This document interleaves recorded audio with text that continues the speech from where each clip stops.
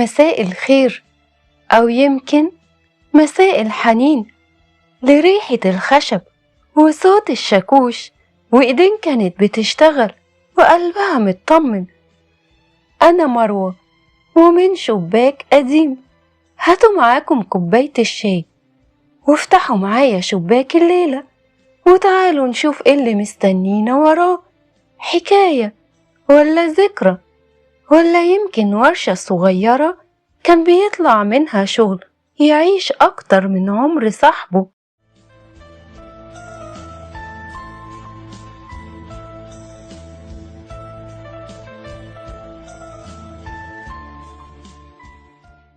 زمان لما كنا نمشي في شوارع مصر كنا نعرف كل ورشة من ريحتها.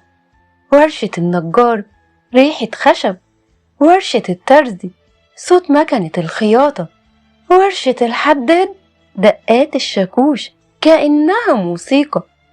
كل شارع كان ليه لحنه.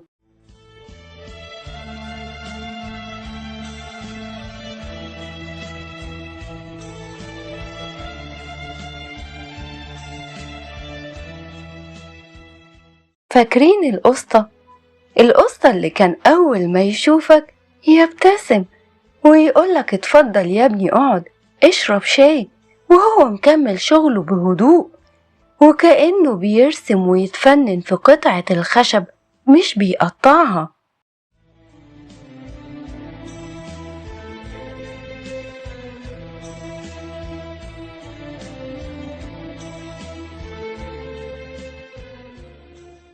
زمان ما كانش فيه حد بيستعجل، لأن الصنعة كانت محتاجة صبر. النجار كان يقعد أيام وأسابيع علشان يعمل دولاب، والترزي يقيس المقاس مرة ويفضل فاكره سنين، والجزمجي ياخد الجزمة القديمة وترجع من عنده كأنها لسه طالعة من العلبة طازة.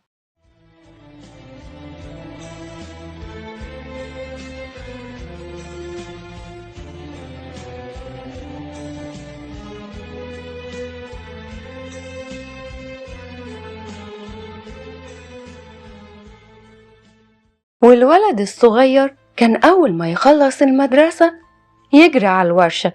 أول يوم ما كانش يمسك عدة، كان يتفرج بس، وبعد كده يناول القسطة المفك، وبعدين يمسك الشاكوش، وبعدين بعد سنين يبقى هو القسطة. الصنعة ما كانتش بتتدرس، كانت بتتورث.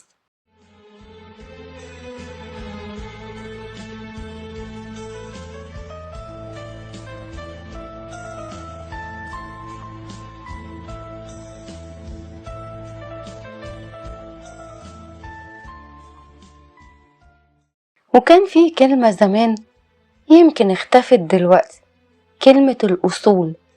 القسطة يعلم الصنايعي، والصنايعي يحترم معلمه، والزبون يرجع لنفس الورشة ويفضل معاه حتى لو سنين، لأنه واثق إن اللي بيشتغل ضميره صاحي.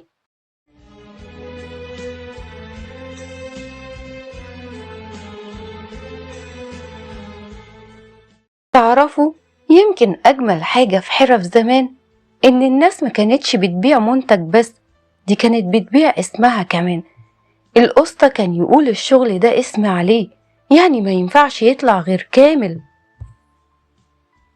ولما كانت قطعة الأساس توصل البيت الأب يبص عليها ويقول الله، شغل إيدين نظيفة، وكانت تعيش عشرات السنين وتتنقل من بيت لبيت وتفضل شاهدة على أصحابها.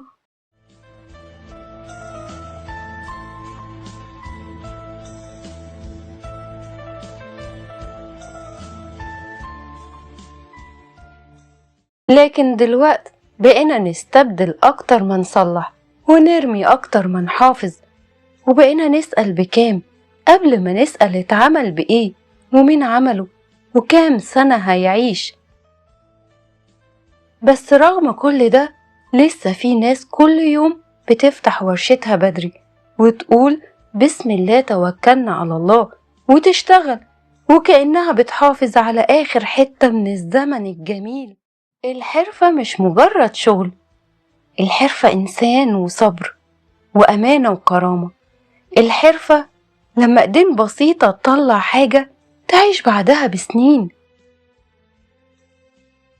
وقبل ما نقفل شباك الليلة، عايزة أسألكم سؤال: مين أكتر صنايعي لسه فاكرينه وكان الناس كلها بتثق فيه؟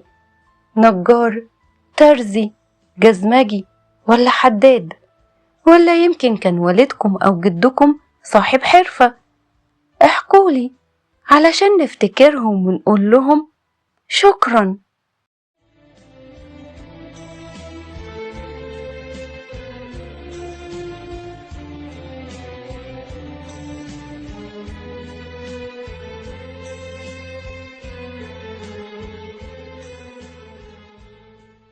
وفي آخر الحكاية، يمكن المكن بقى أسرع، لكن الإيد اللي كانت بتشتغل بحب لسه أجمل. ويمكن الزمن غير حاجات كتير، لكن الصنعة لما يكون فيها ضمير عمرها ما بتقدم. كنت معاكم مروة حامد، ومن شباك قديم. خليكم دايما فاكرين إن أجمل الحاجات مش اللي بتتعمل بسرعة، لكن اللي بتتعمل بحب. تصبحوا على ذكرى حلوة وعلى صوت شاكوش كان زمان بيبني بيوت وذكريات وحياة.